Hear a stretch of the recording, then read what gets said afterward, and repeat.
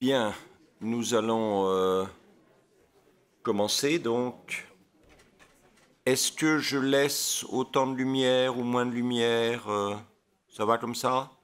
C'est Ça va parfait, comme ça. Christian, merci beaucoup. Bon. Euh, alors, juste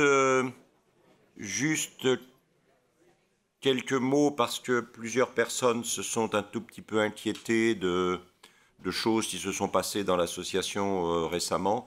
Je ne vais pas revenir là-dessus. Simplement, je voudrais remercier Madame Nicole Klein qui a accepté de prendre en charge le fonctionnement, elle vient d'arriver d'ailleurs à l'instant, suivi de son fils, qui a accepté de prendre en charge le fonctionnement de l'association et je l'en remercie vraiment beaucoup. Elle sera accompagnée d'un nouveau trésorier qui s'appelle Francis Samuel, que je remercie aussi. Je ne sais pas s'il est là, je ne l'ai pas vu ce soir, mais en tout cas, je le remercie beaucoup. Maître Massis a décidé de rester au Conseil. Il était dans la conférence précédente et là aussi, je suis très sensible au fait de sa détermination à poursuivre le travail dans le conseil d'administration de l'association. Et je remercie Marie-Françoise Burgat, qui était là, notre présidente fondatrice, qui était là à la conférence précédente et qui, par un mail que j'ai trouvé personnellement très, très clair, très précis et a bien défini les enjeux de ce qui se passe. Nicole Klein donc a accepté d'assurer le fonctionnement de l'association jusque vers le mois d'avril prochain, où vous pourrez élire un nouveau conseil d'administration. Nous aurons essayé de réfléchir ensemble à l'avance sur l'avenir de l'association. Et puis, voilà, aider de bonne volonté qui commencent à se manifester ici ou là, et je les en remercie. On trouvera forcément une équipe qui prendra en charge la vie de notre petite communauté à laquelle personnellement je tiens, mais je crois que certains d'entre vous tiennent aussi, en fait la majorité de ceux qui sont là probablement. Donc voilà. Alors, bon, je ne sais pas comment vous avez ressenti la façon dont les gens s'expriment à propos de l'exposition. C'est l'éternel problème de Jacques Marandré. On ne peut pas... autant les locaux de l'hôtel de Caumont à Aix-en-Provence sont absolument éblouissants, autant là, il y a un tout petit problème d'exiguïté des salles. Et c'est vrai que s'il y a du monde, et c'est une bonne chose s'il y ait du monde, les gens ont assez vite le sentiment d'être pressés les uns contre les autres, un peu au détriment du regard sur les toiles. Et c'est vrai que les expositions apparaissent un tout petit peu réduites, mais bon, voilà. Bon, peu importe. Donc, je ne vais pas rentrer dans la démarche véritablement de l'exposition, je vais y être en fait, mais je vais essayer, peut-être, parce que ça fait longtemps qu'on n'a pas parlé de la Renaissance italienne ensemble, je vais essayer de remettre un tout petit peu Botticelli dans l'histoire de... C'est pour ça que j'ai appelé ça Florence, ou la Renaissance, Florence et la Renaissance de l'image. L'exposition donc s'est ouverte le 10 septembre et durera jusqu'au 24 janvier 2022. Il y a chez nos amis de Cannes un numéro spécial de connaissance des arts qui a finalement apparu de manière un peu inattendue très très récemment. Il y a le numéro spécial du Figaro qui, lui, est là depuis un certain temps. Et puis, vous verrez que Chan a prévu, a mis à votre service, à votre disposition, deux autres livres. Un petit volume dans la collection découverte Gallimard hors série. Et puis, une approche plus romanesque chez Folio de, évidemment, Botticelli. Juste, c'est un petit détail anecdotique d'actualité. Le 28 janvier 2021, pour la première fois depuis très longtemps et probablement pour la dernière fois avant très longtemps, a été mis en vente chez Sotheby's à New York un portrait de Botticelli que vous voyez ici, portrait de jeune homme tenant un médaillon qu'on date de la période 1470-1480, et il a atteint la coquette somme. Il était estimé dans la valeur haute à 80 millions de dollars, et il a atteint la somme de 92,2 millions de dollars. Ça n'indique pas la valeur artistique d'eux, mais c'est quand même, voilà. Alors, il est né le 1er mars 1445 dans un quartier à Florence qu'on appelle le quartier d'Onisanti. Alors, si vous connaissez bien Florence, c'est de ce côté-ci de l'Arno, pas dans l'Oltre-Arno, et c'est un tout petit peu en remontant le cours de l'Arno après le Ponte Vecchio. Et alors évidemment, s'il revenait aujourd'hui, il ne reconnaîtrait absolument pas son église paroissiale, puisque l'église paroissiale, comme énormément d'églises en Italie, a été baroquisée. C'est-à-dire qu'à la période baroque, on l'a complètement refaite. Et je pense que la seule chose qu'il reconnaîtrait peut-être, c'est le campanile derrière qui n'a pas dû beaucoup varier par rapport à ce qu'il était à l'époque de Botticelli. Ognissanti est intéressant, c'est une remarque parce que je sais que certains d'entre vous souhaitent aller en Italie.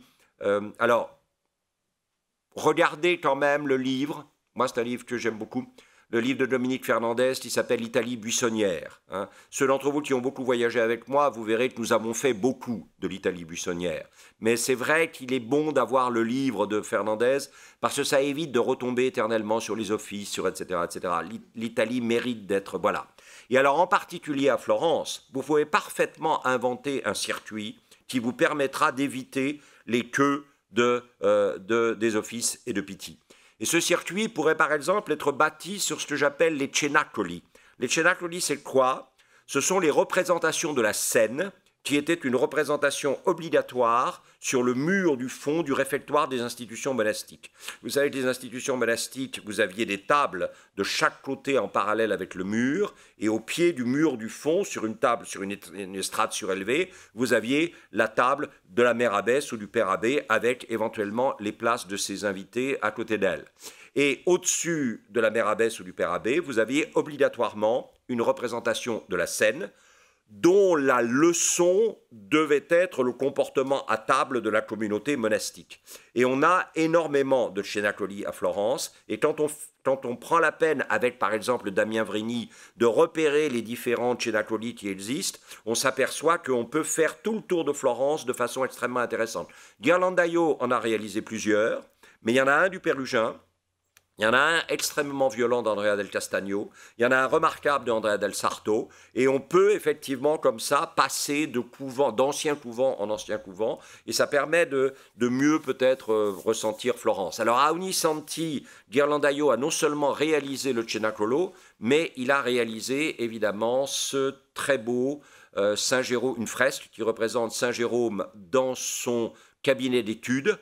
Alors ça, c'est... Bon, j'ai pas trop détaillé parce que j'ai essayé de montrer pas mal de choses pour entraîner le regard. J'aime beaucoup la nature morte du haut, j'aime beaucoup la nature morte et le tapis d'Orient qui signifie finalement le lien avec un ailleurs, hein, voilà. Et alors c'est assez émouvant parce que si vers 1480, Domenico Ghirlandaio, l'auteur du Cenacolo que vous avez vu, a fait ce Saint Jérôme dans son cabinet d'études, là vous avez de la part de l'enfant de la paroisse, hein, puisque finalement il était né là, Botticelli a été invité en 1480 à faire un Saint-Augustin dans son cabinet d'études, qui est, je trouve personnellement, une fresque remarquable, où là aussi la nature morte est très belle, depuis évidemment la sphère armillaire qui pose la question de l'image, la sphère armillaire elle est là-haut, vous l'avez vu, qui pose la question de l'image que les gens se font du monde.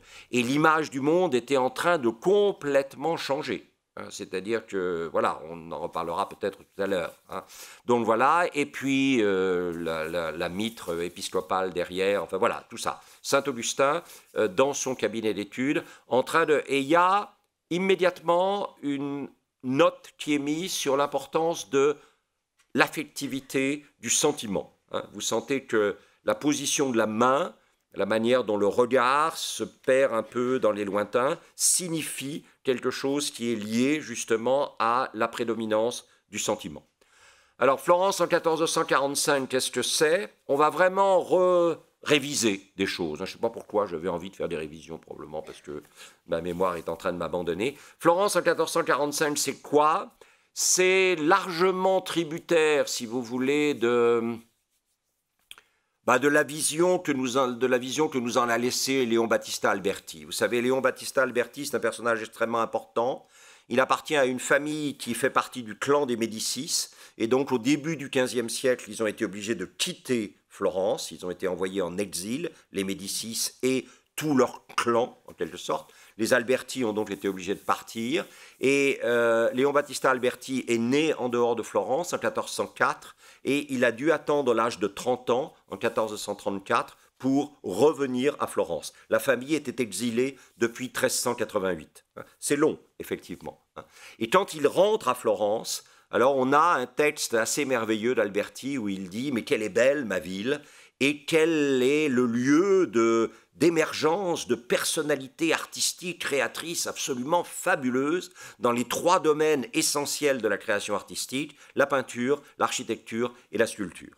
Et dans la peinture, évidemment, c'est un personnage qui va mourir à 27 ans, probablement, qui s'appelle Masaccio, et qui correspond à ce modèle de ces artistes qui, aimés des dieux, meurent jeunes, c'est-à-dire ayant fait bouger l'histoire de l'art, sont dispensés de l'obligation de se répéter et partent finalement sur, voilà, vous pouvez penser à Seurat avec le néo-impressionnisme et le pointillisme, et vous avez effectivement ici un autoportrait de Masaccio dans une de ses fresques sur laquelle nous n'insisterons pas maintenant. Alors, première visite obligatoire à Masaccio, c'est évidemment Santa Maria Novella, qui est un lieu auquel il faut toujours aller à Florence, parce que vous avez la grande fresque de la Trinité.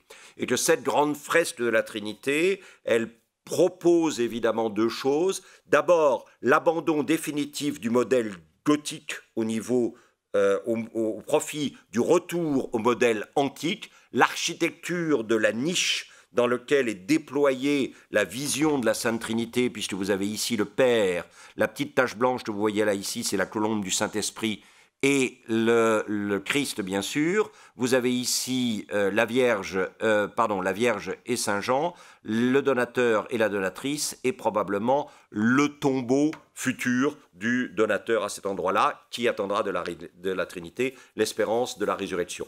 Vous avez vu que le plafond est un plafond à caisson qui évoque inévitablement le Panthéon de Rome, qui restait pour tous ces gens-là le monument le plus fabuleux de l'Antiquité, et vous avez vraiment une sorte de leçon d'architecture antique ici qui est fondamentale. Alors, à la Trinité s'ajoute un autre endroit qui est plus important que la Trinité finalement, probablement, c'est la chapelle commanditée par un mécène florentin qui s'appelait Brancacci à Santa Maria del Carmine, qui, elle, est une église, vous savez, oltre Arno, de l'autre côté de l'Arno. Et vers 1427, évidemment, Masaccio, très peu de temps avant sa mort, a réalisé une série de fresques absolument extraordinaires, dont la plus connue est probablement la fresque du tribut que vous voyez ici. Alors, cette fresque du tribut, elle est à la fois d'une modernité absolue, parce que j'ai déjà dit ici, probablement, et vous vous en souvenez, je ne fais que me répéter, que Giotto, les personnages de Giotto pourraient sortir de leurs fresques et se promener dans la réalité. En dehors d'un problème de vêtements, ça ne nous gênerait pas. Ils ont la volumétrie dont on a besoin pour se promener dans le réel. Mais nous ne pourrions pas rentrer dans l'espace de Giotto. L'espace de Giotto est un espace qui est marqué par les décors de mystère à la porte des cathédrales ou des églises. C'est du carton-pâte et ça ne respecte absolument pas, évidemment, la réalité de l'espace dans lequel nous fonctionnons. Alors que si vous regardez le Masaccio, vous avez l'impression, comme dans les 3, évidemment, représentations de cité idéale faites à Urbino, probablement par Fra Carnevale, un disciple de Piero della Francesca, vous avez vraiment l'impression que vous pourriez enjamber le cadre et puis partir vous promener dans la scène que vous voyez là. Alors, en même temps, à côté de cette modernité spatiale et perspectiviste qui est fabuleuse, il y a un problème d'archaïsme. Et ce sont des œuvres extrêmement émouvantes, parce que ce sont des œuvres qui à la fois se souviennent d'un passé et ne peuvent pas y échapper, et des œuvres qui sont déjà ouvertes sur l'avenir. Et le souvenir du passé, c'est la nécessité de raconter une histoire dans cette espèce de Biblia Pauperum qui est encore l'image à l'époque, Bible des pauvres. Les pauvres ne savent pas lire, donc il faut qu'ils puissent, en regardant l'image, se souvenir de l'histoire du salut. Et là, vous le savez, quelqu'un se présente devant le Christ et lui dit « Mais dis donc, est-ce que tes disciples paient l'impôt ou non ?» Et alors à ce moment-là, le Christ se retourne vers Saint-Pierre et lui dit « Tiens, va là, va à la rivière, va au Jourdain et prends le premier poisson qui te tombera sous la main. » Et vous voyez que Saint-Pierre est en train de prendre le poisson.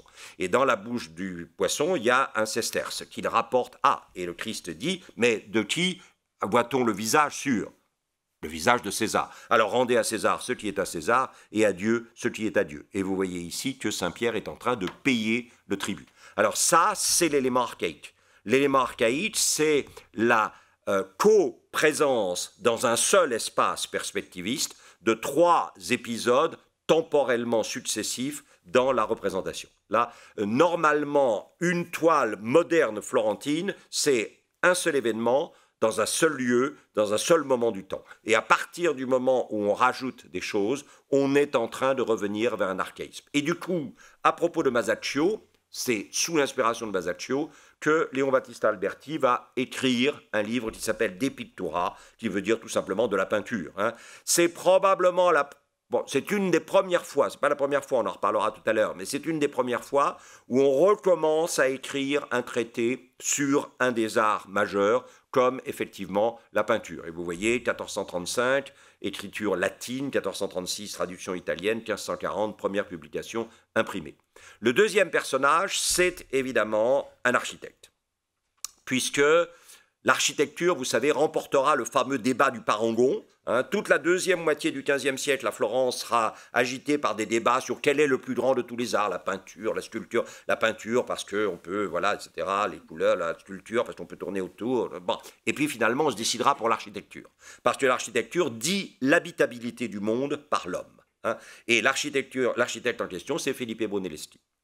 Alors, c'est très important, c'est des obsessions, sont des obsessions personnelles, mais très important parce que Brunelleschi était vers 1417-18 à Padoue et il y a rencontré un jeune homme qui venait d'y arriver et qui avait à peu près 17 ou 18 ans et qui deviendra plus tard Nicolas de Cuse, c'est-à-dire l'homme de confiance déjà d'un pape qui s'appelle Eugène IV, mais plus important encore, du très grand pape humaniste du milieu du XVe siècle, qui s'appelle Enea Silvio Piccolomini, et qui régnera sur l'Église sous le nom de Pie II. Si vous connaissez bien votre Sienne, vous voyez très bien de quoi je veux parler. Quand vous rentrez dans le Duomo de Sienne sur la gauche, vous avez une Libreria Piccolomini, qui est la bibliothèque créée par le neveu du pape Pie II, et où Pinturicchio a représenté de façon absolument superbe les épisodes de la vie d'Enea Silvio Piccolomini. Si vous n'avez jamais vu ça, vous pouvez partir tout de suite, il vaut mieux que de rester ici pour y aller en courant. Voilà. Et l'autre personnage que Brunelleschi rencontrera à Padoue à ce moment-là, très important, c'est Toscanelli. Toscanelli, c'est un cartographe qui se dit, c'est quand même curieux qu'il n'y ait de la terre qu'entre la côte est de l'Asie et la côte ouest de l'Europe. Ça veut dire que la moitié du monde n'est fait que d'eau. Et il connaît un chanoine à Lisbonne qui s'appelle le chanoine Martins, et il lui écrit, il lui dit, tu devrais dire à ton roi qu'au lieu de caboter à longueur de temps le long de la côte de l'Afrique occidentale, ce qui déjà était très nouveau à l'époque, il devrait tenter de partir plein ouest pour voir. Et là, parmi les gens qui qui vivaient à la cour de Portugal à l'époque, il y avait le gendre d'un Italien. Et ce gendre d'un Italien venait d'une ville qui s'appelait Gênes et il s'appelait Christophe de son prénom. Je pense que vous voyez de qui je veux parler. Toscanelli avait dit, parce qu'au fond, si on va par la mer jusqu'à Cipango, le Japon, ou à Katay, la Chine, on pourra peut-être rapporter plus vite par la mer des produits de Cipango et de Katay que par la route de la soie continentale. Alors là, c'est fou. Quand vous pensez que déjà vers les années 1470-80, on essayait de faire venir plus vite des produits de la Chine, comme disait ma grand-mère, plus ça change et plus c'est la même chose. Voilà. Et effectivement, le Christophe, lui, a dit au chanoine Martins, je vais demander au roi de me donner les moyens de partir plein ouest. Et le roi a dit, ça sert à rien. Comme quoi, finalement, le succès, c'est extrêmement dangereux. Le succès génère ce que Freud appelle des compulsions de répétition, et ces compulsions de répétition, elles sont finalement une sorte de parodie du succès, et elles finissent par le tuer.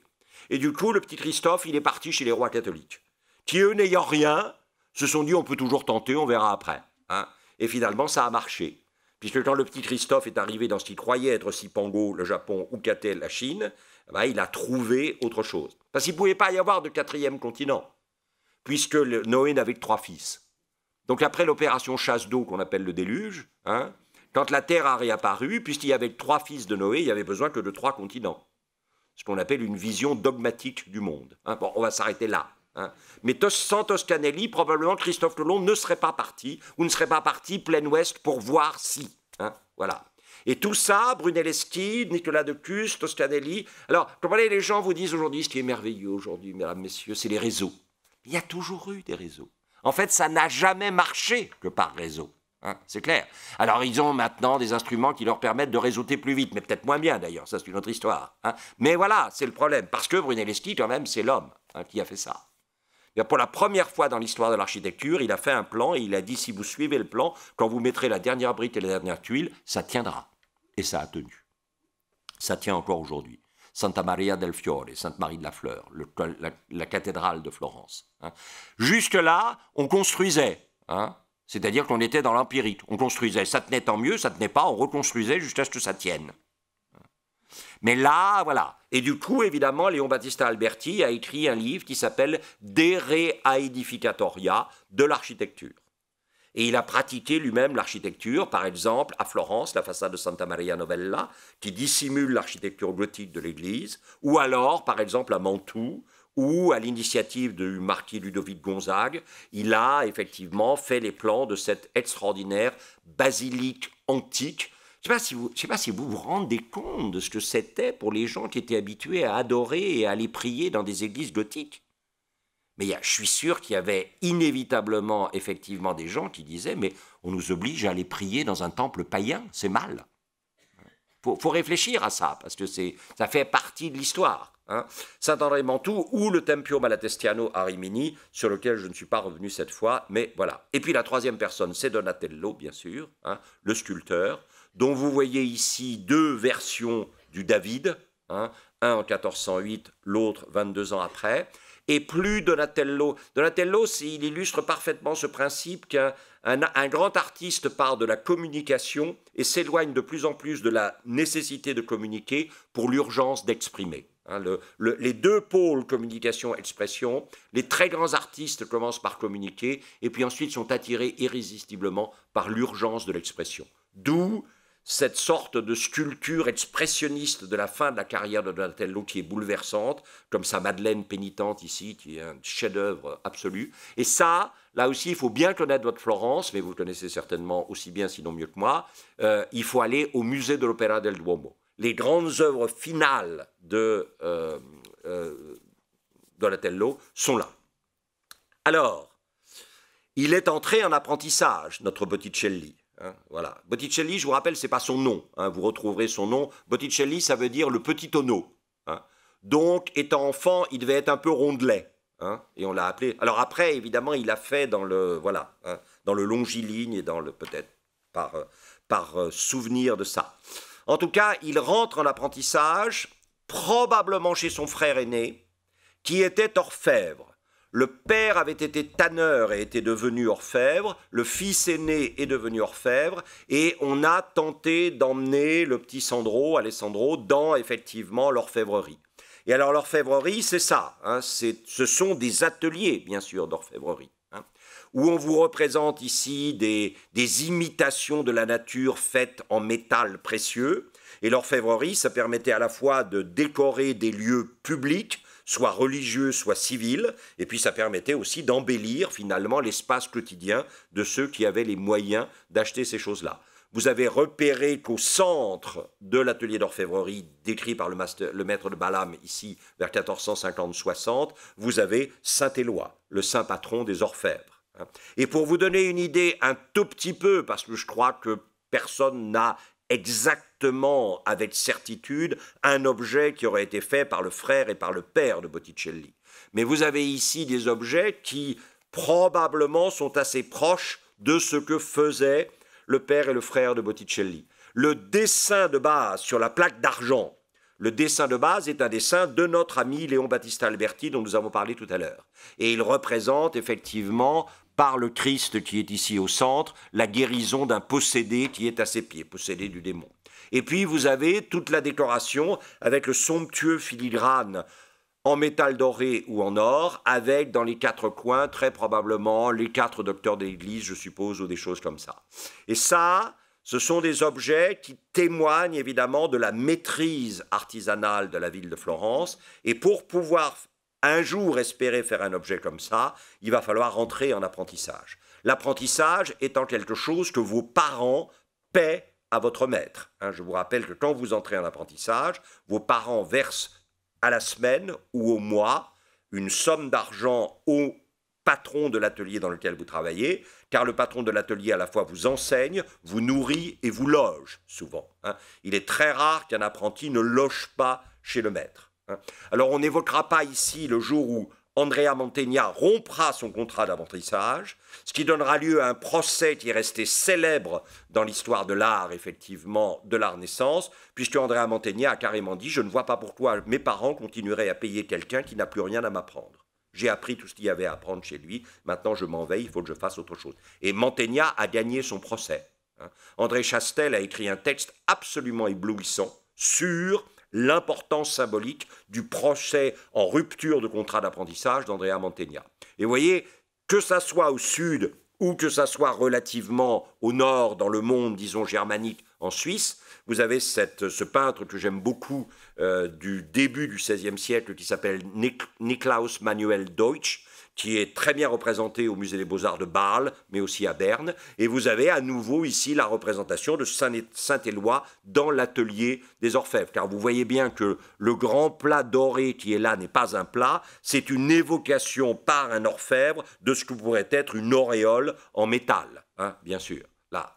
Alors, il semblerait, pour autant qu'on sache, parce qu'en fait on ne sait pas grand-chose, hein, pour ne pas dire rien, mais on suppose qu'à un moment, le jeune Sandro a dit à son père et à son frère « Je suis désolé, mais ça n'est pas de l'orfèvrerie que je veux faire. Je veux peindre. » Et alors à ce moment-là, évidemment, on l'a envoyé. Il semblerait qu'il y ait eu des discussions avec le père et que le père ait fini par consentir à... On l'a envoyé dans une petite ville près de Florence, qui est une ville extrêmement importante dans l'histoire de l'art, et qui s'appelle Prato. Prato est une ville d'industrie textile extrêmement forte, qui est entièrement maintenant entre les mains de la communauté chinoise. Ça, c'est un petit détour contemporain, mais on va passer rapidement. Voilà. Et vous avez ici un autoportrait du maître, Filippo Lippi, ou Fra Filippo Lippi, le frère Filippo Lippi. Cet autoportrait apparaît dans un cycle de fresques des scènes de la vie de la Vierge dans la cathédrale de Spolète, où Fra Filippo Lippi est allé travailler après, évidemment, Prato. Alors, qu'est-ce qu'on appelle un atelier? C'est surtout pas la vision de l'artiste maudit post-romantique que vous, bien sûr, vous avez complètement dépassé, mais qui parfois, moi, me hante encore. Hein, c'est-à-dire un homme jeune ou un petit peu plus âgé, qui est dans un espèce de galetas complètement lamentable au 6e étage sans ascenseur d'un appartement ou d'un immeuble je ne sais où, qui est confronté à longueur de journée avec la toile blanche dont il ne sait pas trop quoi faire, qui a été abandonné par son ami, qui ne mange pas à sa faim et qui est en train de commencer à cracher ses poumons. Voilà, donc ça c'est ce qu'on appelle l'artiste maudit post-romantique, tout seul face à la toile blanche. C'est absolument pas ça qu'un atelier d'artiste au moment de la Renaissance. Alors ici, c'est un atelier d'artiste soi-disant du Nord, enfin, soi-disant d'un peintre du Nord. C'est évidemment un atelier d'artiste du Nord, vous allez voir pourquoi dans un instant, mais ce serait l'atelier de Van Eyck, ce n'est probablement pas l'atelier de Van Eyck. Hein. Vous voyez que le maître est sur une estrade pour bien marquer la différence. Le maître, c'est celui qui invente la composition du tableau. C'est-à-dire qui invente une nouvelle manière de mettre en scène une scène qui a déjà été mise en scène je ne sais combien de fois par d'autres peintres. J'ai déjà raconté cette histoire, mais je la reprends très rapidement. Une jeune fille dans une maison miteuse, dans un village, dans un bled absolu qui s'appelle Nazareth, elle est en train de lire un vieux bouquin poussiéreux, surgit une créature Jean Batman qui lui dit « Tu seras la mère de Dieu », elle lui dit oui pour qu'il foute le camp. Ça s'appelle une annonciation. C'est le sujet le plus miteux qu'on puisse imaginer. Il y a plus de 3300 annonciations. Donc il a fallu que par 3300 fois, des gens trouvent un moyen, à partir de ce texte extrêmement réduit, de composer quelque chose. La composition, c'est fondamental. Hein. Le maître est responsable de la composition. C'est-à-dire le maître est responsable du fait que l'annonciation qui va sortir de l'atelier, la transfiguration qui va sortir de l'atelier, la résurrection qui va sortir de l'atelier, elle sera immédiatement reconnaissable comme, et en même temps, aucune autre annonciation, résurrection, transfiguration n'aura jamais fonctionné comme ça avant. Ça, c'est fondamental. Et ça vous mérite l'estrade. Alors, vous avez quelqu'un qui est en train ici de travailler, un autre peintre dans l'atelier, qui probablement est en train de finir un tableau qui a été commencé par le maître, car souvent c'est le maître qui s'occupe du visage et des mains. Et vous avez là ce qu'on appelle un peintre de draperie, c'est-à-dire c'est quelqu'un qui s'occupe de peindre les vêtements. Le maître ne s'occupe pas de ça. Le maître, par contre, est en train de mettre probablement à la touche finale à un tableau dont vous avez compris qu'il représente, c'est un sujet, là aussi, représenté un nombre innombrable de fois dans la peinture renaissante italienne, Saint-Georges terrassant le dragon, avec la princesse de Trébizonde qui attend là derrière, effectivement.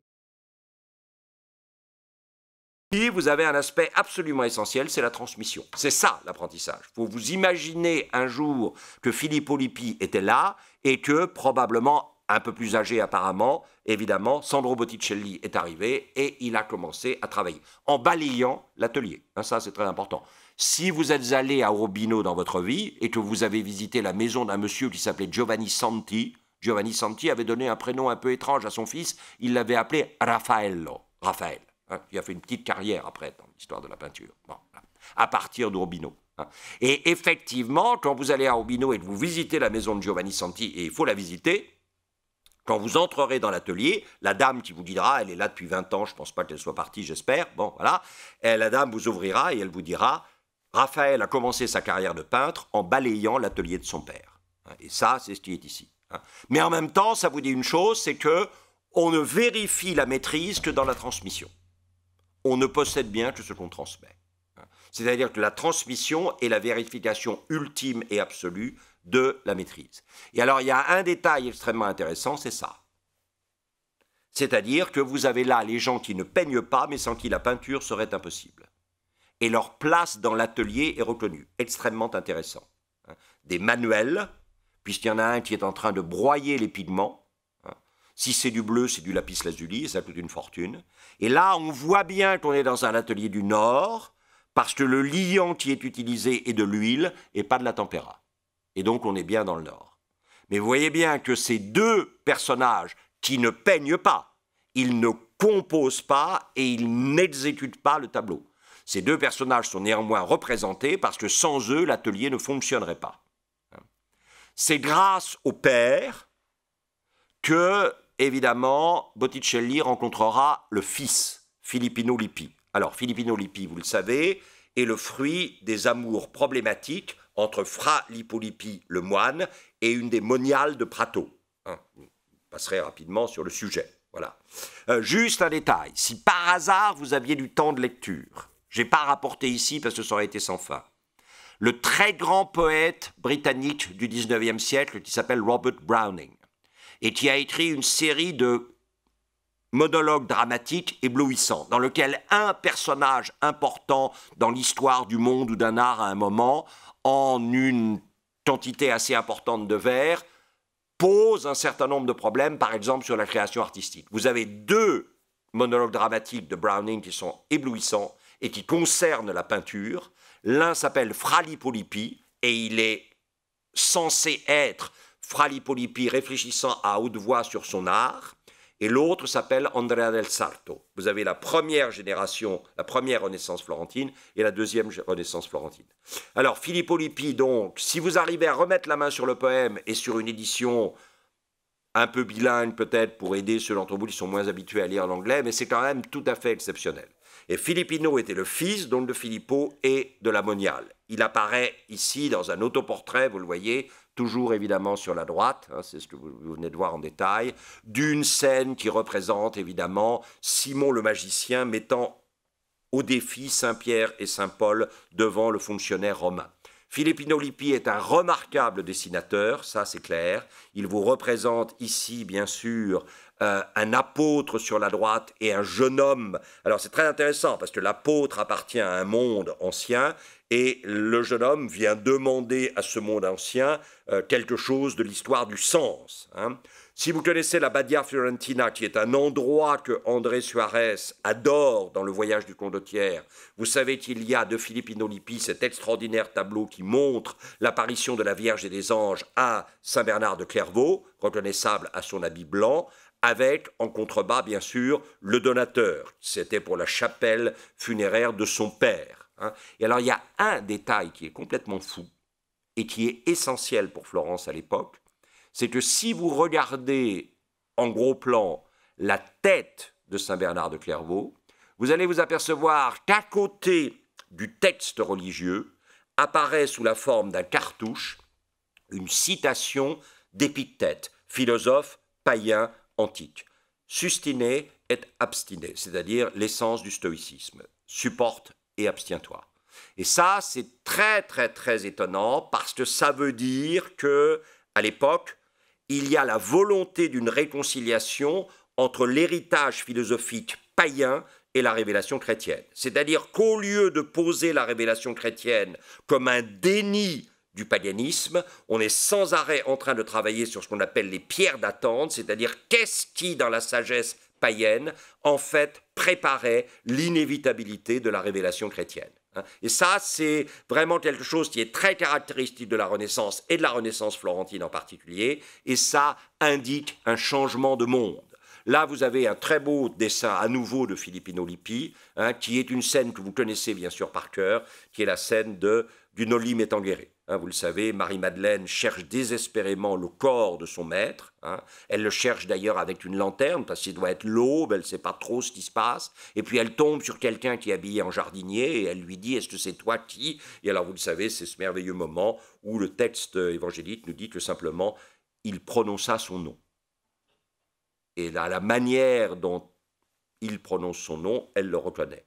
Et elle veut à ce moment-là enserrer ses pieds pour lui exprimer à la fois sa joie et son respect de l'avoir retrouvé. Et c'est là où il lui dit « Ne me touche pas, Noli Me Tangere, parce que je ne suis pas retourné vers mon Père et votre Père, vers mon Dieu et votre Dieu. » L'élégance de Filippino Lippi est exceptionnelle.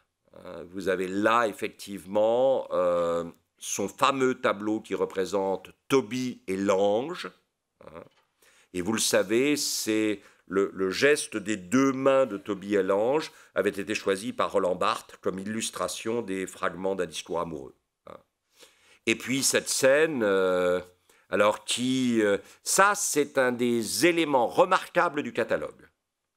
Dans le catalogue, vous avez l'explication de comment au XIXe siècle, on a démembré ce qu'on appelle en italien des cassoni. Les cassoni, ce sont des coffres qui servaient à la fois de mobilier et en même temps de rangement pour les vêtements. Par exemple, dans la dot d'une jeune Florentine, il fallait qu'il y ait un certain nombre de cassoni, de coffres, remplis probablement de vêtements, etc. Et les cassoni devaient être peints sur toutes les faces par des ateliers d'artistes importants.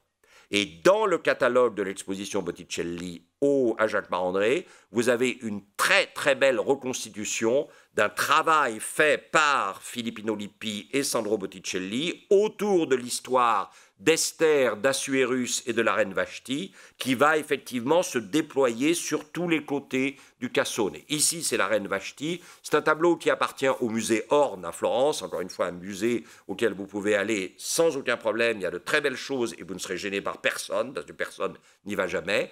Et la reine Vashti, l'épouse d'Assuérus, qui tout d'un coup comprend qu'elle n'a plus sa place à la cour parce que Assuérus, avec l'aide de Mardochée, est tombé amoureux effectivement d'Esther, elle quitte, elle s'en va. C'est un tableau extraordinairement mélancolique de quelqu'un qui tout d'un coup s'aperçoit qu'elle n'a plus de place dans un endroit, donc elle part.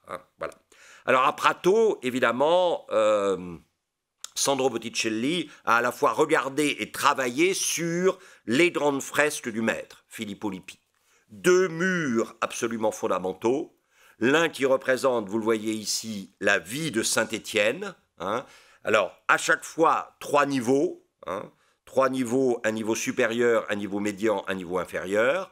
Et si on regarde ici le niveau médian, vous avez un certain nombre d'épisodes, toujours l'archaïsme, les mêmes épisodes dans des espaces juxtaposés. Vous avez d'un côté, effectivement, Saint-Étienne qui dit au revoir à sa mère. Vous avez Saint-Étienne qui est ordonné diacre. Vous avez Saint-Étienne qui fait son premier miracle. Et vous avez Saint-Étienne qui se lance dans un premier débat avec, évidemment, les personnes qui fréquentent une synagogue. Ce qui lui vaudra, dans le long terme, d'être lapidé, bien sûr.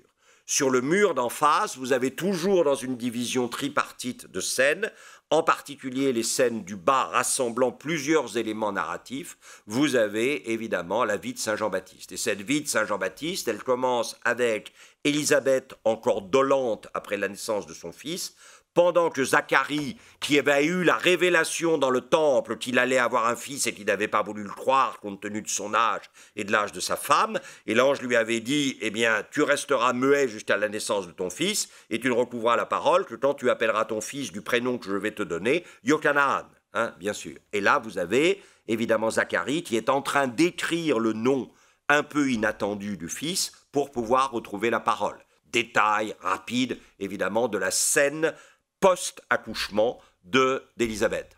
En dessous, vous avez bien sûr le début de la vie publique de Saint Jean-Baptiste. Regardez Saint Jean-Baptiste qui est en train de dire au revoir à Élisabeth et Zacharie, qui s'en va au désert et qui commence sa prédication. Et au troisième niveau, vous avez la fin de la vie de Jean-Baptiste, c'est-à-dire, je vous le rappelle, le roi Hérode a épousé sa belle-sœur. Saint Jean-Baptiste lui dit qu'il est coupable d'un inceste, ce qui à la fois ennuie Hérode et agace profondément Hérodiade. Vous le savez, Hérodiade a une fille qui s'appelle Salomé, il n'y a pas besoin d'attendre Richard Strauss pour ça, elle s'appelle Salomé et elle va danser devant son beau-père. Et son beau-père va commencer à éprouver pour elle une affection qui n'est pas simplement une affection de beau-père, probablement. Du coup, il va dire de manière un peu rapide « Je te donnerai tout ce que tu me demanderas ». Et quand Salomé, en bonne fille, va consulter sa maman sur ce qu'il faut qu'elle demande au beau-père, la maman lui dit « Tu n'as qu'à demander la tête de Jean-Baptiste ». Et alors, évidemment, Hérode sera absolument... bon, voilà, bien, mais malheureusement... il a promis, et donc il devra donner. Et donc vous avez d'un côté la fameuse danse dite des 7 voiles de Salomé, qui est quand même un moment assez fabuleux de l'histoire de la peinture, sur, vous voyez, ce pavement qui n'est pas encore, qui ne montre pas encore une maîtrise complète de la perspective, le pavement remonte un peu, et puis ensuite vous avez évidemment Hérode s'est absenté parce qu'il ne veut pas être face à face avec la tête coupée de Jean-Baptiste, et donc vous avez Hérodiade qui reste seule, et sa fille qui lui apporte sur un plateau, évidemment, la tête de Jean-Baptiste. La danse de Jean-Baptiste, la danse, pardon, de Salomé, reste encore à l'heure actuelle probablement un des moments les plus extraordinaires de la peinture florentine du milieu du XVe siècle. La cathédrale de Prato, ça se visite très facilement, et il n'y a presque jamais personne, et c'est superbe. Alors, c'est à Prato qu'en rencontrant Filippo Lippi, Sandro Botticelli va comprendre l'importance du thème de la mère et de l'enfant. En particulier avec cette idée que peut-être le travail auquel Lippi puis Botticelli vont se livrer, c'est, je ne dirais pas une désacralisation, mais un déplacement de sacralisation. C'est-à-dire que la scène n'est plus tant sacrée parce qu'elle représente la Vierge Mère et l'enfant, mais parce qu'elle représente n'importe quelle mère et n'importe quel enfant. Et que dans la relation essentielle à la vie qu'est la relation de la mère et l'enfant, il y a une dimension d'un sacré laïque, d'un sacré humain qu'il importe de faire percevoir. Car vous aurez remarqué que l'auréole va devenir de moins en moins visible et que les attributs rapportables, évidemment, au biblique seront de moins en moins nombreux. Andrea del Verrocchio, vous savez, qui a été le maître de Léonard de Vinci, dans ce baptême du Christ où les 2 anges ont été réalisés par Léonard de Vinci. On a revu ça lors de l'exposition Léonard au Louvre. Andrea del Verrocchio, ici, vous représente évidemment les anges qui soutiennent l'enfant Jésus pour le porter jusqu'à sa mère. Vous avez vu que derrière la Vierge, évidemment, vous avez un mur de marbre polychrome surmonté d'une décoration à l'antique qui manifeste ce qu'on appelle l'ortus conclusus, le jardin clos, c'est-à-dire la virginité de la Vierge et pré-partum et post-partum. Et vous avez ce visage assez extraordinaire de la Vierge. Andrea del Verrocchio, c'est quelqu'un qui a toujours fonctionné entre peinture et sculpture. Et on voit bien que ce visage de la Vierge est un visage qui n'est pas sans tentation vers, effectivement, la sculpture. Alors, du côté, évidemment, de Botticelli, on va beaucoup insister sur l'affectif. Ça, je crois que c'est vraiment une des caractéristiques de Botticelli. Et lui, donc, va vraiment faire glisser la notion d'un sacré transcendant vers un sacré immanent. Ce qui est sacré, c'est la relation entre la mère et l'enfant, hein, indépendamment de toute référence à une transcendance qui serait le fait que l'enfant est le Fils de Dieu et la mère est celle qui a permis par son fiat de faire re-rentrer le sens dans le monde. Hein. Vous voyez que, évidemment, les gestes, même en dépit des auréoles, et le décor deviennent de plus en plus quotidiens. Il y aura quelques retours de l'angélique à certains moments, hein, et une hypertrophie du symbolique au moment où la Vierge choisit les épis de blé à partir desquels sera fait le pain qui sera transformé en corps du Christ, bien sûr. Hein. Et puis, ici, vous avez... alors là, moi, j'avoue que les tondi sont... Un tondo, vous savez, c'est un tableau rond, hein, sont absolument éblouissants. Si vous regardez les visages des anges, l'individuation du visage des anges est absolument fabuleuse. Ça, on ne remerciera jamais assez Botticelli pour ça. Il y a un certain nombre de peintres qui avaient tendance un peu à standardiser les représentations de visages dans un même espace. Mais là, quand vous regardez attentivement le tondo, vous vous apercevez que chacun des anges, qui sont en fait des jeunes gens de la société florentine, ce qui peut-être pose quelques problèmes sur le rapport de Botticelli à ces jeunes gens. Mais on ne va pas rentrer là-dedans maintenant, on n'a pas le temps. Mais la capacité à faire émerger une singularité d'identité, existence, est absolument fabuleuse. C'est vraiment magnifique. On avance évidemment vers...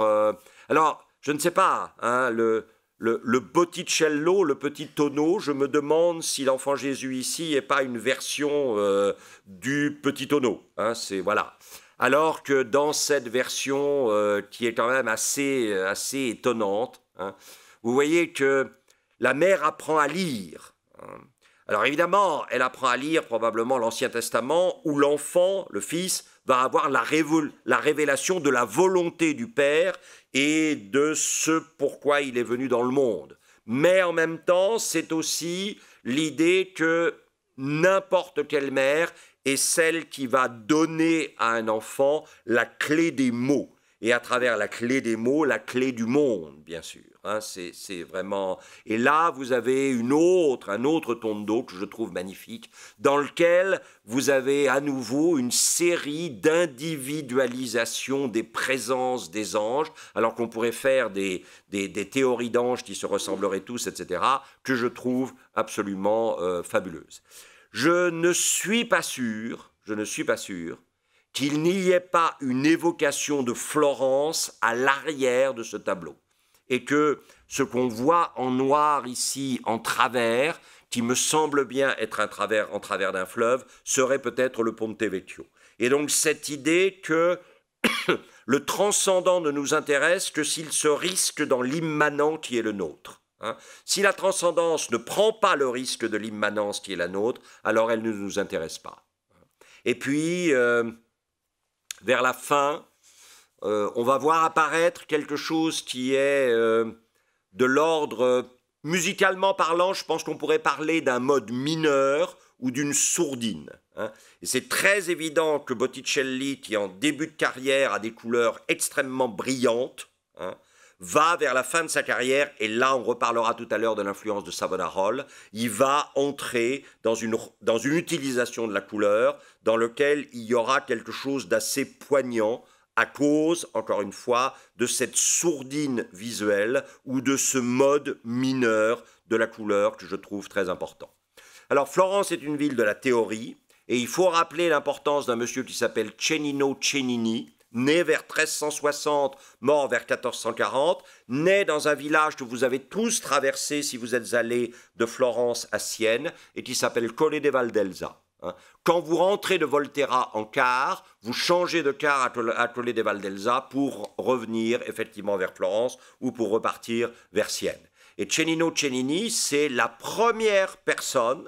Hein, là, vous avez un détail d'un tableau de lui qui s'appelle La naissance de la Vierge, que vous voyez là dans sa totalité. Hein. Sainte Anne est en train, là, à nouveau, d'être consolé et d'être ravivé après les souffrances de la parturition, et on est en train, en bas du tableau, de donner son premier bain à la Vierge. Et ce tableau de Cennino Cennini, fait entre 1390 et 1400, eh bien, il renvoie, bien sûr, à ce Il libro dell'arte. On n'avait pas écrit sur la peinture comme art depuis Pline l'Ancien. Vous savez que Pline l'Ancien, dans son histoire naturelle, a une série d'anecdotes sur la peinture qui sont absolument fondamentales. L'origine de la peinture, c'est-à-dire la fille du potier de Corinthe qui s'appelait Dibutade, à laquelle son compagnon vient rendre visite la veille du jour où il va partir pour la guerre. Et alors, vous savez, il s'endort, et il s'endort devant l'âtre.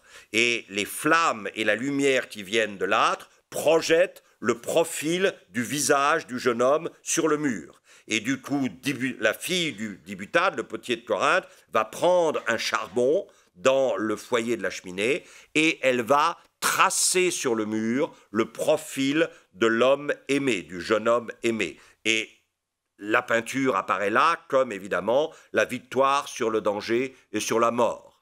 Alors, on vous dit dans le livre de l'art, publié en 1390, qui est apparu pour la première fois en circulation manuscrite en 1390, le fondement de l'art et de tous ces travaux où la main intervient, c'est le dessin et la couleur. Et là, vous le savez, les Florentins mettront toujours l'accent sur la suprématie du dessin, les Vénitiens mettront toujours l'accent sur la suprématie de la couleur. Le premier tableau qui sera fait sans dessin préalable, directement avec la matière picturale colorée sur la toile, c'est un Vénitien, c'est Giorgione, bien sûr. Voilà. Et vous le savez, dans le débat entre ce qu'on appelle les rubénistes et les poussinistes, les rubénistes sont du côté de la couleur vénitienne, les poussinistes sont du côté de la puissance abstraite du dessin florentin. Et chez Filippo Lippi, vous avez évidemment cette combinaison du dessin et de la couleur, avec toujours une insistance extrêmement exigeante sur l'impeccabilité du dessin. Et regardez ça, c'est magnifique. Ce dessin de visage d'apôtre par Sandro Botticelli, qui montre à quel point la maîtrise de Filippo Lippi lui avait été transmise. On revient à Cennino Cennini, qui, toujours dans le livre de l'art, dit « L'intellect est seul à se délecter dans le dessin ». Et l'accusation que les Florentins porteront toujours contre la couleur, c'est que c'est quelque chose qui s'adresse au sens, à la sensation, à la sensualité, la prédominance de la couleur, et pas à l'intelligence qui peut être seule satisfaite par le dessin. Détail, encore une fois, du tableau. Et cette combinaison de la couleur et du dessin, même quand elle apparaîtra dans ce que j'ai appelé tout à l'heure le mode mineur ou la sourdine, qui est caractéristique des tableaux de Botticelli à partir de la fin des années 80, à cause de l'épisode Savonarola sur lequel nous allons revenir.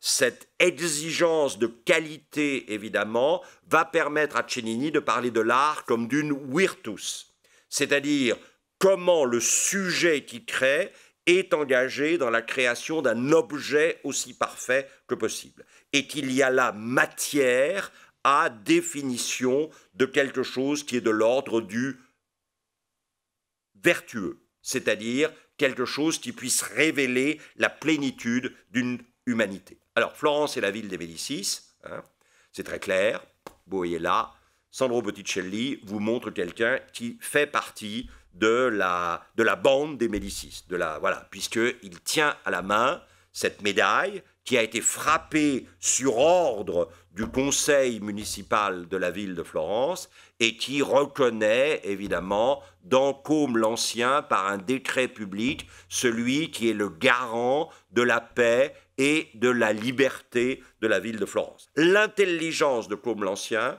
ça aura été de gouverner Florence sans jamais être vu comme le gouverneur de cette ville. Ça, c'est le pouvoir qui se cache et qui réussit à rester caché est probablement plus essentiel que le pouvoir qui s'étale de manière un peu hystérique. Et là, comme l'Ancien, c'est le modèle absolu. N'oubliez pas que ce genre de médaille était un hommage aux monnaies antiques sur lesquelles apparaissait le profil des empereurs. Et donc apparaître sur une médaille de ce type avec son profil, c'était retrouver l'intuition de la représentation impériale, quelque chose que Sigismond Malatesta à Rimini n'arrêtera pas de faire avec la complicité d'un remarquable médaillé qui s'appelait Matteo dei Pasti. Et on voit bien dans le fait que Pontormo fasse ce tableau entre 1518 et 1520, c'est-à-dire à peu près 54 à 56 ans après la mort de Côme l'Ancien, on voit bien à quel point la personnalité de Côme l'Ancien a été marquante pour la ville de Florence. Côme l'Ancien est celui qui a fait basculer, on va le voir dans un instant, Florence dans la modernité. Et quand vous avez cette adoration des rois mages qui respectent l'iconographie traditionnelle, le roi le plus proche du Christ né doit être le plus âgé, parce que c'est celui qui accédera le plus rapidement à la vision transcendante, et puis ensuite un deuxième roi d'âge moyen et un troisième roi d'âge jeune. Évidemment, le roi, le roi qui joue, le personnage qui joue le rôle du roi le plus âgé, c'est évidemment Côme l'Ancien, que vous voyez ici représenté par Botticelli dans cette adoration des mages. Ensuite, vous avez les deux fils de Côme l'Ancien, celui dont Côme avait espéré qu'il lui succéderait, mais qui est mort trop tôt, et qui s'appelle Jean de Médicis, que vous voyez en blanc à droite, et puis, là, en rouge, Pierre le Goutteux, celui qui a vraiment succédé à son père, et qui a donné à la ville de Florence deux fils, le premier qui s'appelle Julien, que vous voyez ici, qui mourra à 25 ans dans des circonstances que nous allons expliquer tout à l'heure, et puis l'autre, bien sûr, Laurent dit le Magnifique, qui mourra l'année, évidemment, où Piero della Francesca mourra à Arezzo, et où la vigie de Christophe Colomb criera terre, c'est-à-dire 1492. Et si vous vouliez savoir si Botticelli a un lien particulier avec les Médicis, évidemment, puisqu'il a obtenu de la famille Médicis commanditaire du tableau, de ce tableau généalogique, il a obtenu le droit de se représenter en autoportrait à droite du tableau. Et ça n'est possible qu'avec le consentement des commanditaires. Un peintre ne peut pas, à l'époque, un peintre qu'on considère souvent plutôt comme un artisan mécanique que comme un artiste libéral, un peintre ne peut pas s'imposer dans une représentation d'une famille commanditaire sans le consentement de la famille commanditaire. Julien a été extrêmement important visiblement pour Botticelli, qui le représente à nouveau ici, en portrait individuel. Et vous le savez, Julien avait une liaison avec cette femme qui s'appelait Simonetta Vespucci, qui était évidemment la parente très proche de celui qui donnera son nom à l'Amérique, Amerigo Vespucci. Et ici, Simonetta Vespucci, c'est pas le portrait qu'en a fait Ghirlandaio à Ognissanti, dont nous avons parlé tout à l'heure, mais c'est le somptueux portrait de Piero di Cosimo, qui est un des joyaux de la collection du duc d'Aumale à Chantilly, bien sûr. Alors, Julien, que nous venons de voir, bien sûr, est lié irrévocablement à la date du 26 avril 1478, le jour où la famille rivale des Médicis, les Pazzi, ont essayé d'assassiner à l'intérieur du dôme de Sainte-Marie de la Fleur les deux héritiers du nom, c'est-à-dire Julien et Laurent. Et vous savez qu'ils ont réussi pour Julien. Julien a été assassiné par les Pazzi dans la cathédrale de Florence, Sainte-Marie de la Fleur, le 26 avril 1748. Or, les Pazzi, c'est des gens qui avaient pignon sur rue, puisque vous voyez ici la chapelle, à gauche, le plan de la chapelle que Brunelleschi leur a construite à Santa Croce. Et donc, Brunelleschi est à la fois l'architecte de l'ancienne sacristie de Saint-Laurent, où est enterré le fondateur de la dynastie des Médicis, Giovanni di Bicci, et évidemment Côme l'Ancien, et en même temps, il fait la chapelle familiale des Pazzi à Santa Croce, avec cette extraordinaire coupole que vous voyez ici.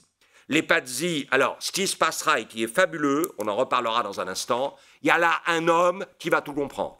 Et cet homme, c'est un philosophe, qui s'appelle Ange Policien. Et Ange Policien va saisir littéralement Laurent par les épaules. Il va dire aux séides des Médicis qui étaient là, rassemblez-vous autour de lui, et on s'en va à la sacristie. Et ils vont rentrer dans la sacristie, ils vont fermer les portes de la sacristie derrière eux, et ils vont pousser les meubles de sacristie avec les ornements sacerdotaux, les vases sacrés, etc., contre les portes pour que les Pazzi ne puissent pas entrer. Et Laurent sera sauvé comme ça. Ange Policien est un personnage fondamental pour Laurent de Médicis. On n'aura pas l'occasion d'en reparler directement, mais c'est très important. Et regardez ça, c'est fou. Vous avez vu que la conjuration des Pazzi, c'est 1478. Le temps que les procès soient menés à son terme, c'est 1479, les Pazzi et leurs complices sont pendus en place publique, et Léonard de Vinci est là qui dessine, c'est fou, Léonard de Vinci est là qui dessine un des pendus de la conjuration des Pazzi.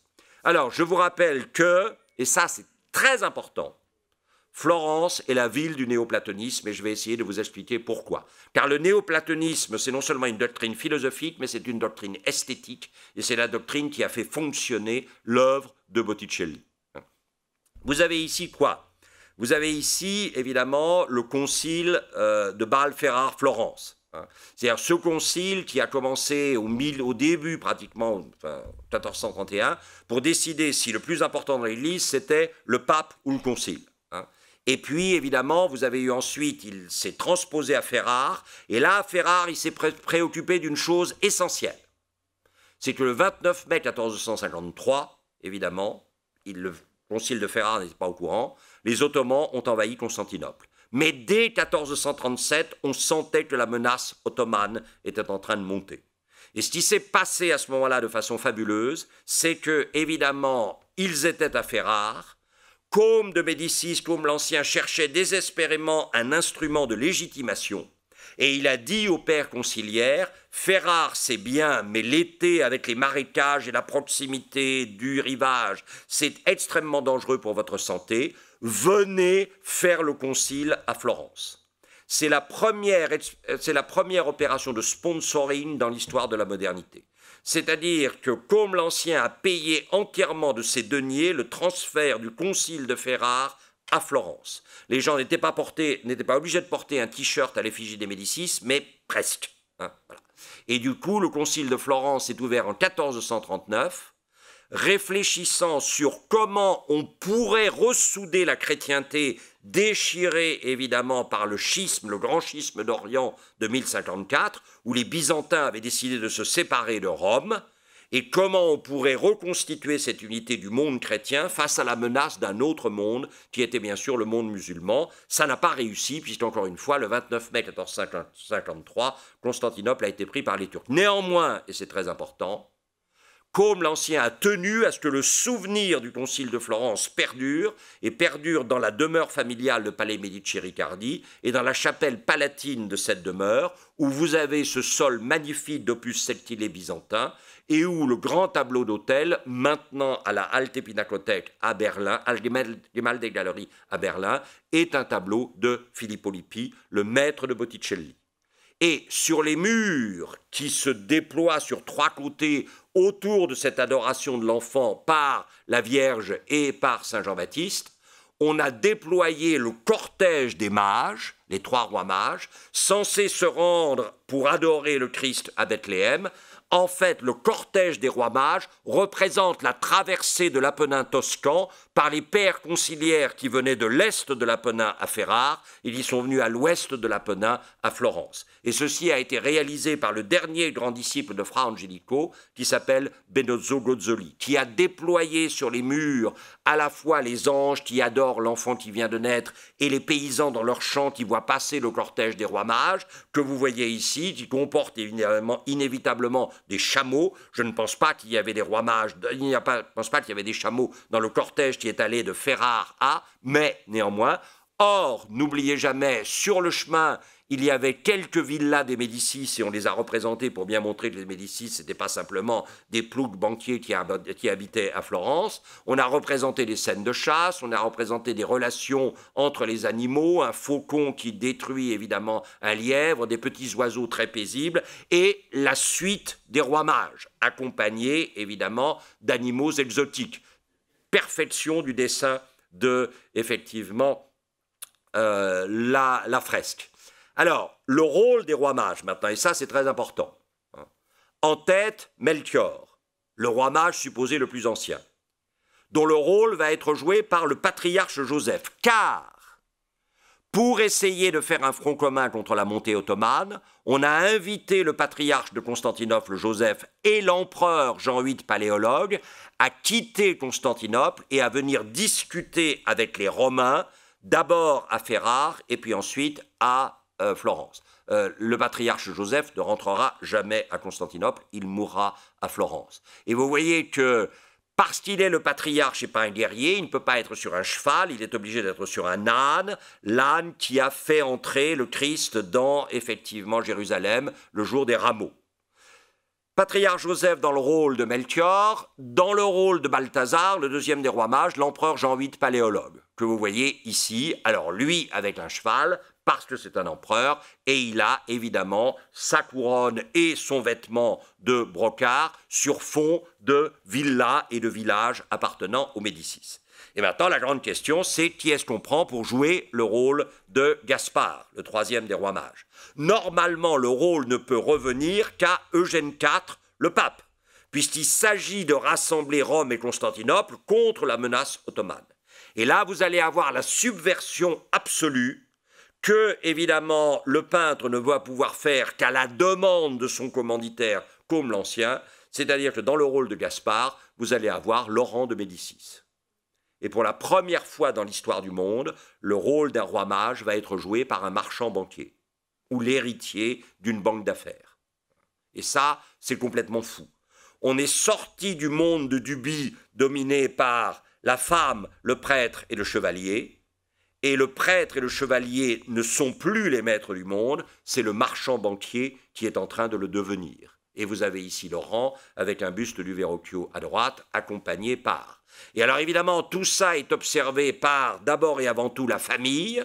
Au premier plan, vous avez grand-papa comme l'Ancien et papa Pierre le Goutteux. Et derrière, vous avez les amis de la famille, c'est-à-dire Sigismond Malatesta, venu de Rimini pour l'occasion, et Galeazzo Maria Sforza, venu de Milan, que vous voyez ici, Sigismond Malatesta à gauche et le Sforza en face de vous. Et vous avez évidemment, ici, à côté du portrait du peintre déjà vu, le portrait de l'homme important.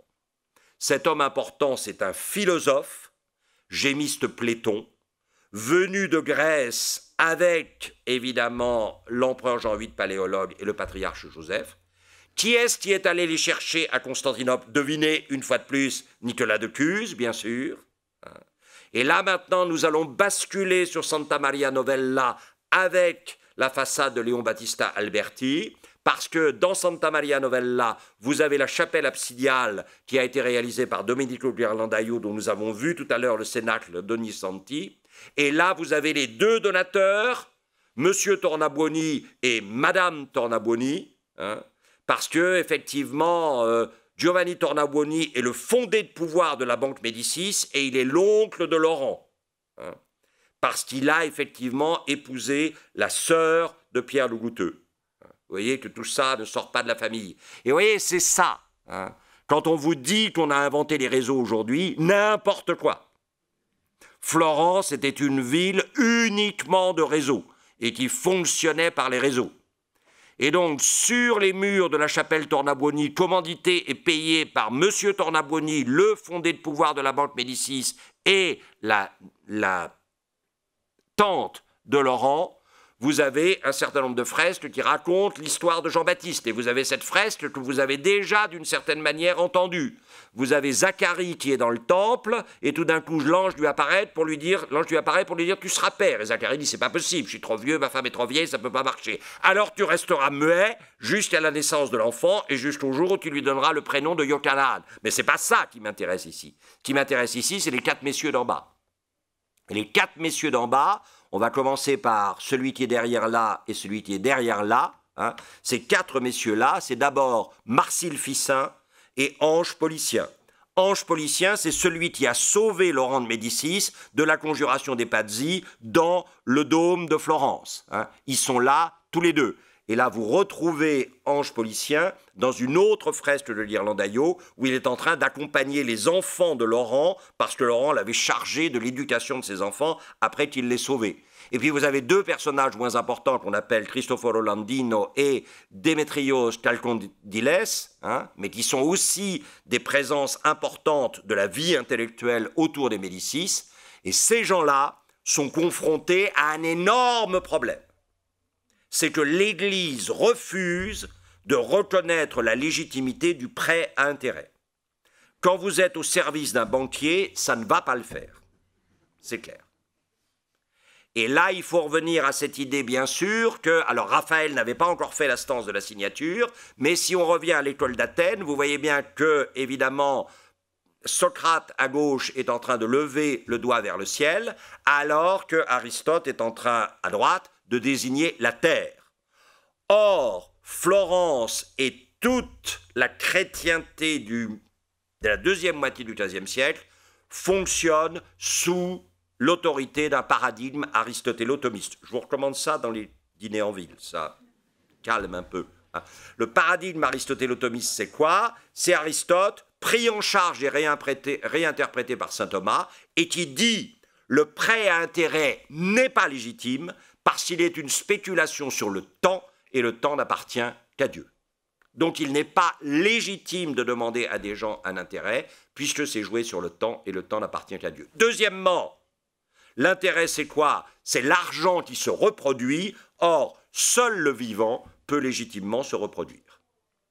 Et c'est là où, face à ce paradigme dominant aristotélo-thomiste, vous avez notre petit camarade Gémiste Platon, qui va dire, mais c'est très simple, changer de paradigme. C'est-à-dire passer d'un paradigme aristotélo-thomiste à un paradigme néo-platonicien. Parce que, évidemment, Platon vous dit qu'il est normal que tout risque soit rémunéré. Il dit ça dans la République. Or, qu'est-ce que c'est que prêter de l'argent, c'est prendre un risque. Il est donc normal que le prêt d'argent soit rémunéré. Comment s'appelle la rémunération du prêt d'argent? C'est l'intérêt. Alors, comme l'Ancien avait essayé de bidouiller quelque chose avec Eugène IV, et le résultat de ce bidouillage, ça s'appelle le couvent de San Marco à Florence, et les fresques de Fra Angelico. Comme l'Ancien avait fait construire à ses frais le couvent de San Marco et avait payé la décoration par Fra Angelico, en espérant qu'Eugène IV renverrait l'ascenseur, et Eugène IV a accepté San Marco et les fresques de San Angelico, et a dit, et pour le prêt à intérêt, il n'en est pas question. Je vous rappelle que seuls les Juifs étaient autorisés à prêter à intérêt, et ça c'est l'horreur de la situation. Comme ils étaient de toute façon condamnés à l'enfer, puisqu'ils étaient le peuple déicide, ils pouvaient aller 2 fois en enfer pour une seule raison, si je puis dire. Voilà. Et ça, c'est la rémunération de la prise de risque. Inutile de vous dire que Florence est devenue néo-platonicienne en une nuit. Ce qu'on cherchait depuis toujours, Gémiste Platon l'avait trouvé. Et alors, regardez bien Marcille Ficin dont je vous ai parlé. Marcille Ficin va se lancer dans la traduction complète du grec en latin de toutes les œuvres de Platon. Et il y a une villa médicéenne à proximité de Florence, aujourd'hui un hôpital psychiatrique, qui est devenu le lieu de rencontre de l'académie néo-platonicienne. Alors, le triangle platonicien, bien sûr, c'est l'idée du beau, du bon et du vrai, avec une prédominance pour le beau, qui apparaît ici, bien sûr, dans le jugement de Paris, dont la fonction est de définir quelle est la plus belle des déesses. Donc, du point de vue de Platon, quelle est la déesse la plus importante? Et ce sera Vénus, bien sûr, sur arrière-plan maritime, parce qu'il faut bien que l'Arnaud s'en aille jusqu'à la mer pour permettre les échanges. Et c'est pour ça que Pise devait être une ville au service de Florence, parce que Pise verrouille la sortie de l'Arnaud sur la mer. Et regardez, il est en train de lui donner la pomme d'or, qui avait été jetée par la déesse Discorde pendant le mariage de Thétis et Pélée, et ce qui est marqué ici, c'est « il est normal qu'elle revienne à la plus belle ».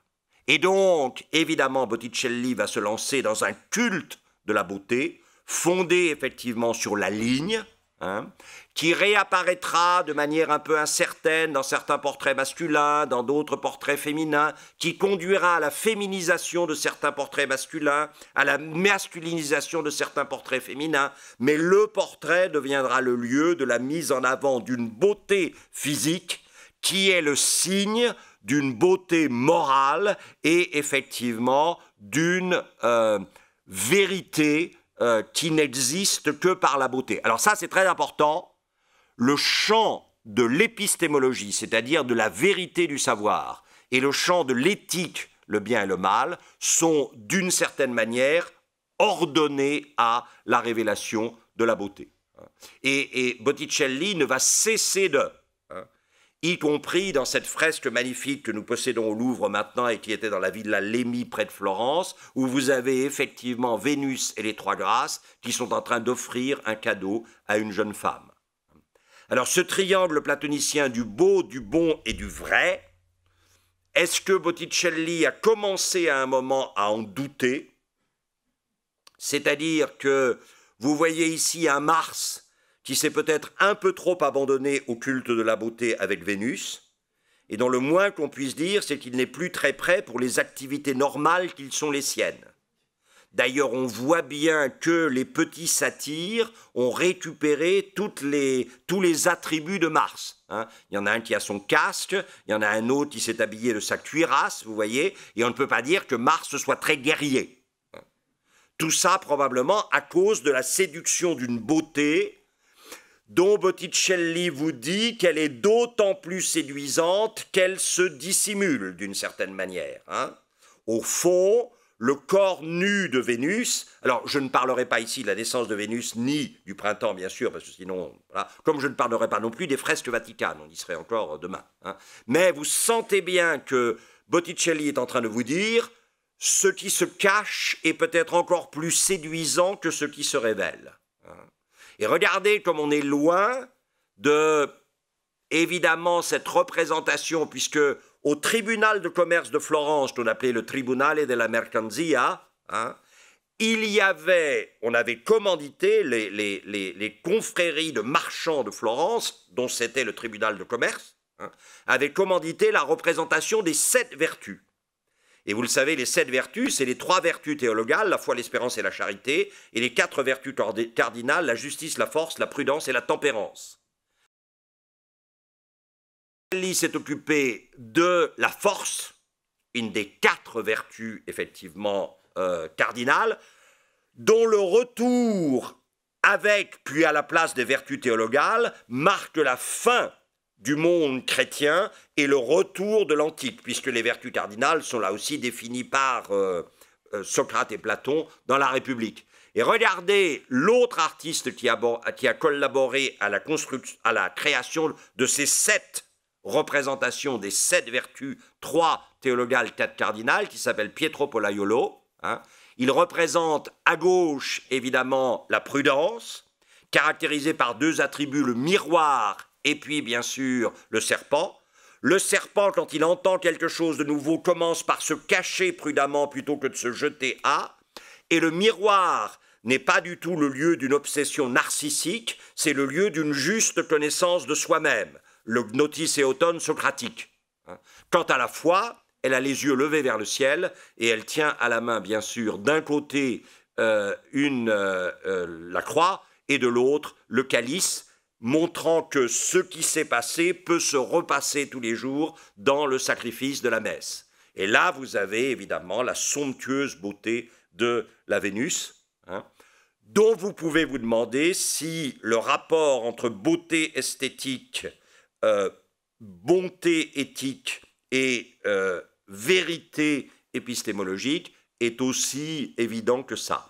Regardez ici Pallas Athéna, qui essaie de montrer, bien sûr, au centaure qu'il ne suffit pas d'être beau ou d'être belle pour être probablement automatiquement moral. Et que si la fascination pour la beauté était un consentement à l'animalité qui réside en chacune et chacun d'entre nous, alors ce serait une définition de la beauté qui devrait être évitée. Somptuosité des visages, aussi bien du centaure que de Pallas Athéna, dont regardez, Botticelli avait fait un dessin préparatoire dans lequel il avait hésité sur 2 visages. Alors, on a là, ici, la petite promenade adorable et élégante de Judith revenant avec la tête d'Holoferne sur la servante qui l'accompagne. Hein. Il y a un tout petit côté promenade mondaine qui est assez étonnant et qui est très probablement caractéristique d'un néo-platonisme. On ne peut pas montrer l'horreur, même s'il y a la tête sûre, parce qu'il faut que ça reste dans l'élégance et dans la beauté pour que ça soit juste et pour que ça soit vrai. Cela dit, évidemment, les amis d'Holoferne trouveront simplement les draps de sang, les draps blancs maculés de sang, bien sûr. Et un tout petit peu plus tard, vers la fin de sa carrière, Botticelli reviendra à une version de Judith qui n'est absolument pas le côté élégance un peu mièvre que nous avons vu, mais quelque chose de beaucoup plus longiligne, linéaire et tragique. Les deux grands les deux grands problèmes de la fin de la carrière de Botticelli qui vont l'obliger à sortir de ce néoplatonisme qu'il a beaucoup utilisé et avec infiniment de talent. C'est le choc d'abord du réel. En 1475, Tommaso Portinari, qui est l'agent des Médicis à Bruges, fait réaliser à Gand par un peintre qui s'appelle Hugo van der Goes un triptyque qu'on appelle le triptyque Portinari et qu'il destine à Florence. Le tableau est terminé en 1475, il va mettre 8 ans pour arriver à Florence. Et quand il arrivera à Florence, ce sera le choc absolu. Voilà Tommaso Portinari, le choc absolu parce que le matériau utilisé n'est plus la tempéra, mais l'huile. Et deuxièmement, que l'idée de ce beau platonicien lié consubstantiellement au vrai et au bon, ce beau refuse d'une certaine manière le réel que le tableau de Hugo van der Goes va mettre en lumière, en particulier à travers les corps et les visages des paysans. Ils ne sont pas beaux suivant les critères platoniciens, et pourtant ils sont. Et je pense effectivement qu'à un moment, Botticelli a été, je pense, déstabilisé d'un côté par l'arrivée du Hugo van der Goes que vous voyez ici, où vous avez bien sûr les bergers à l'arrière-plan qui reçoivent le message des mages, et regardez ça qui est extraordinaire. Dans le panneau de gauche, vous avez Saint-Antoine. Et derrière la tête de Saint-Antoine, Hugo van der Goes a mis Joseph et Marie sur le chemin de Bethléem pour le recensement et qui ne savent pas encore que Bethléem sera le lieu de la naissance de l'enfant. Seulement 7 enfants, dont Joseph s'est toujours demandé d'où il vient, que Marie porte, vous voyez qu'elle est obligée de descendre de l'âne, probablement à cause des premières contractions. Et là, vous voyez qu'on n'est absolument pas dans un beau néoplatonicien, on est dans une peinture dont la mission est de donner une dignité de l'image aux choses les plus simples et les plus ordinaires de la vie. La fonction de la peinture, vous dit Hugo van der Goes, c'est de vous faire regarder les choses les plus simples et les plus ordinaires de la vie pour qu'enfin vous en compreniez l'importance et la dignité. C'est un moment assez étonnant et je pense que ce moment, à la fois dans la technique de l'huile et dans le choix des sujets et du traitement du sujet, a complètement bousculé effectivement Botticelli. Le deuxième choc, c'est Savonarole. Et alors évidemment, Jérôme Savonarole, qui est né en 1452 et qui mourra en 1498, brûlé vif sur la place de la Seigneurie à Florence, Savonarole, c'est l'homme qui a dénoncé tout le néoplatonisme. En disant, mais qu'est-ce que c'est que ça? On s'occupe du beau, on s'occupe du riche, on s'occupe du luxe, on s'occupe de sciences qui sont des sciences perverses parce qu'elles vous détournent de la vraie foi au profit d'eux. Il faut brûler tout ça. Savonarole, c'est un taliban. Il faut le savoir. Rien d'autre. Accompagné par des gens qui vont vider les librairies, brûler les livres en public, etc. Daesh. C'est clair. C'est absolument ça. Savonarole, ça n'est que ça. Mais c'est tout ça. C'est-à-dire ce moment où une religion confrontée à l'inévitabilité d'un compromis avec ce qui n'est pas elle et par le réel va s'installer dans une radicalisation. Et c'est ce qu'a fait Savonarole. Et c'est ce dans quoi il a entraîné Florence. Et il a entraîné Botticelli là-dedans. Vous voyez bien qu'ici, la représentation sacrée est une représentation dans laquelle l'affectif et la sincérité des sentiments est plus importante finalement que la beauté esthétique qui ne conduit pas nécessairement à la bonté éthique ni à la vérité, encore une fois, épistémologique. Et c'est à ce moment-là, sous l'influence de Savonarole, que Botticelli va se lancer, en dehors évidemment du printemps et de la naissance de Vénus dont nous n'avons pas parlé, ni des fresques du Vatican, il va se lancer dans deux de ces toiles qui sont pour moi les plus importantes, qui sont les deux lamentations sur le Christ mort. Et ces deux lamentations sur le Christ mort, La lamentation en format paysage qui est aujourd'hui à l'Alte Pinacoteca Munich et la lamentation en format portrait que nous verrons dans un instant qui est dans ce charmant musée mais très important à Milan qui s'appelle le musée Paul di Pezzoli. Ce sont les lieux de l'impact absolu de Savonarola sur évidemment Botticelli. Vous avez ici, alors la lamentation sur le Christ mort est quelque chose qui est très très essentiel dans l'histoire de l'art italien, en particulier au XVe siècle. Si vous êtes allé à Bologne, évidemment, vous avez forcément vu à Santa Maria della Vita l'extraordinaire lamentation sur le Christ mort de Jacopo dell'Arca, avec l'arrivée de cette Marie-Madeleine hurlante, qui est une des émotions les plus fortes qu'on puisse avoir dans l'art de la deuxième moitié du XVe siècle en Italie. Et puis, vous savez qu'il y a eu effectivement un certain nombre de sculpteurs qui ont rempli un certain nombre d'églises à Ferrare, à Modène, à Naples, de lamentations sur le Christ mort. Ici, Saint-Pierre, reconnaissable à ses clés d'argent et d'or, qui se demande ce qui est en train de se passer. Probablement Marie-Madeleine, en train d'étreindre les pieds du Christ.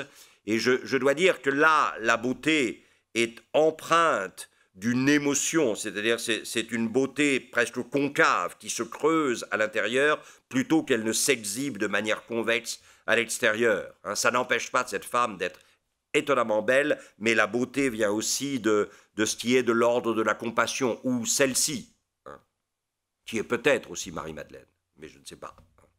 Et alors regardez ce moment, évidemment, où s'accomplit la prophétie du Christ sur la croix. Femme, voici ton fils, fils, voici ta mère. Et la manière dont Jean s'occupe effectivement de cette femme que la mort du fils a fait basculer, comme toutes les mères, dans un lieu autre que le réel. Le réel n'est plus habitable pour une mère quand c'est le lieu où son enfant a été mis à mort.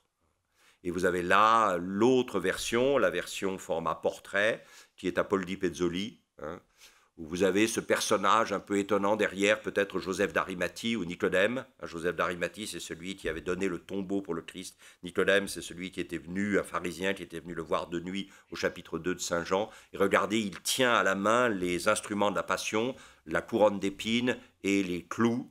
Et vous avez ensuite cet extraordinaire moment, ce groupe plus compact que dans la version paysage, mais qui est assez déchirant, avec ce détail étonnant. Encore une fois, Pline l'Ancien, dans son travail sur la peinture dans l'histoire naturelle, dit « Au fond, si vous voulez évoquer l'émotion, le mieux c'est de ne pas la montrer. Parce que si vous ne la montrez pas, ça obligera le spectateur à l'imaginer, et le spectateur l'imaginera probablement plus terrible que ce que vous auriez pu montrer visuellement. » Le visage penché sur la tête du Christ, c'est magnifique, de cette femme. Et puis, celle qui rassemble les pieds dans cette sorte d'épiphanie rouge qui est tout à fait étonnante. Et il est mort le 17 mai 1510 à Florence. Je vous remercie.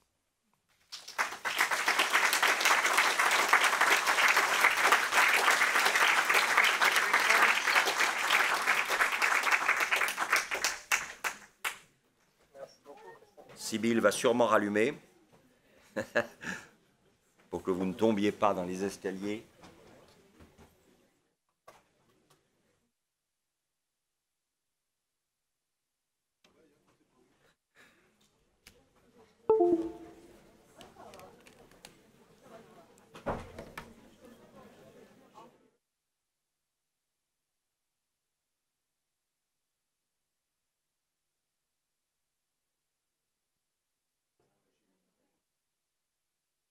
Voici le monsieur qui m'a transmis les clés de coffre-fort.